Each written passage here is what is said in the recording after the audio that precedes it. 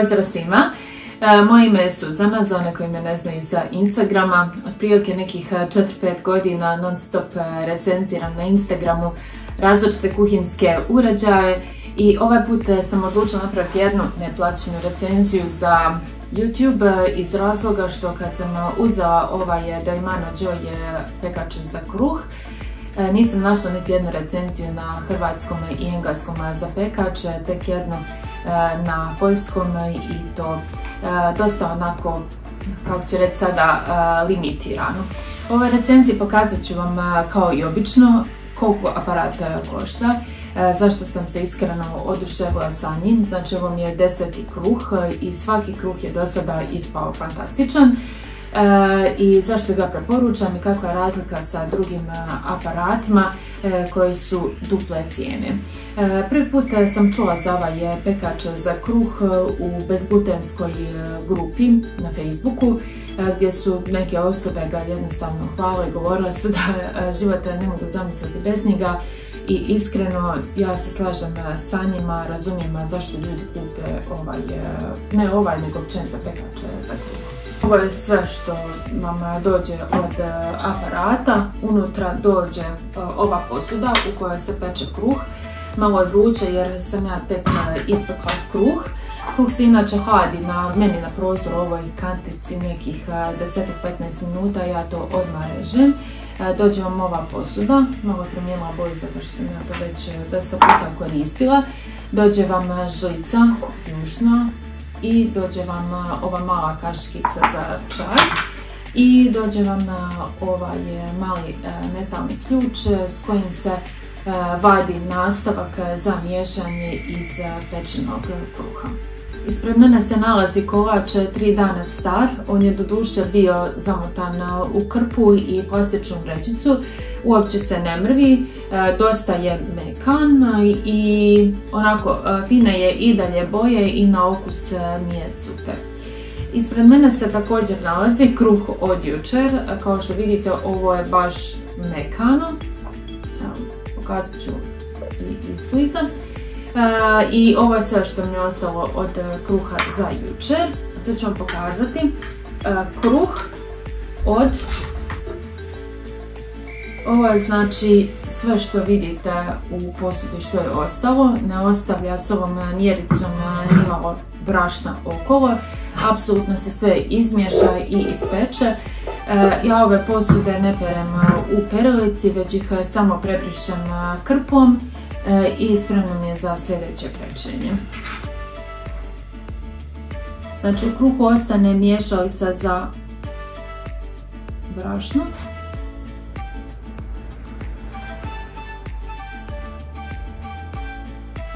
I samo s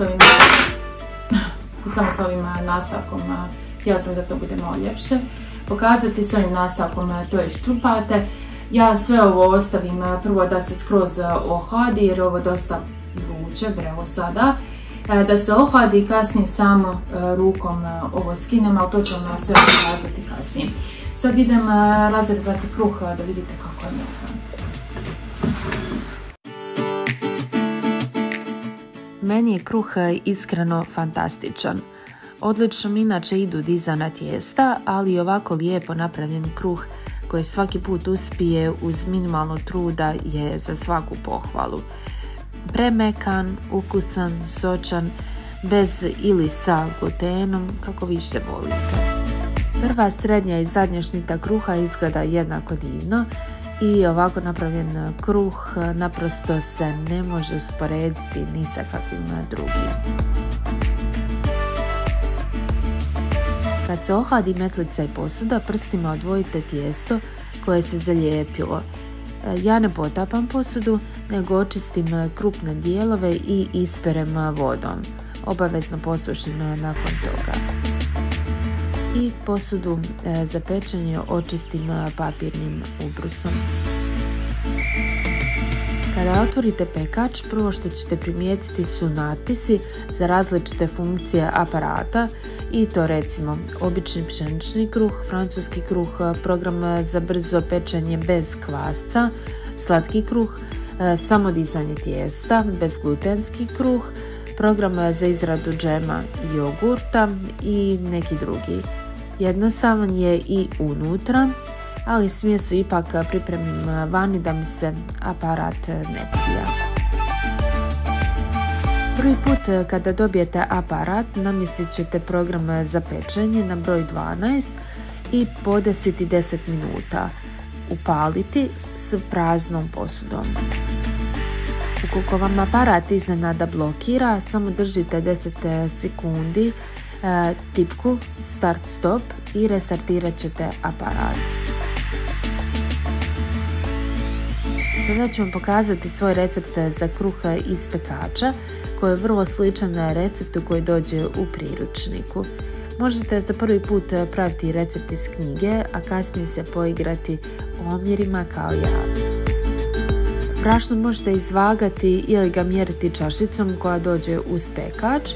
Ja posudu stavim na kuhinsku vagu, upalim i stavljam brašno jer tako manje posuđa kasnije imam za oprati. Stavite 300 g oštrog brašna u posudu. Ja koristim Nutri-Free. Zatim stavite glatkog brašna 120 g. Kod mene vidite špar mješavinu bezglutensku za kruh. U originalnom receptu piše 1 žlica suhog kvasca, dok ja stavljam 1/3 vrećice instant kvasca od 7 g i to mi je više nego dovoljno što se vidi na kruhu. Dodajte 1 žlicu šećera.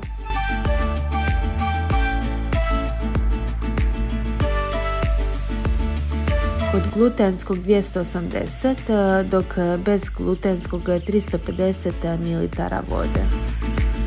Te na kraju pola decilitra jestivog ulja. Primijetila sam da od maslinovog ulja kruh mi se mrvi, inače, pa preporučam obično suncokretovo ulje. I to je to. Stavite posudu u pekač, okrenite na stranu da legne u zub i upalite aparat za pečenje. Ovo je bezglutenski kruh, pa sam tipkom namjestila program 7, pšenični možete na broj 1. Zatim označite koju količinu kruha radi. S 420 g brašna je 700 g kruha, pa to podesite. I pokrenite mašinu pritiskom na tipku start. Na zaslonu u bilo koje vrijeme možete provjeriti što aparat radi. Sada vidimo da mjesi. Ukoliko ste znatiželjni možete uvijek otvoriti pekač, čak i tijekom pečenja, i provjeriti kako izgleda, dodati nešto u kruh, začiniti i slično. Sada se pekač nalazi u bešumnom programu za dizanje, pa evo mogu još dodati nekoliko stvari. Znači, cijena ovog pekača trenutno sada je 800 kuna, a može se naći na popustu za 700 kuna, par kuna niže od toga.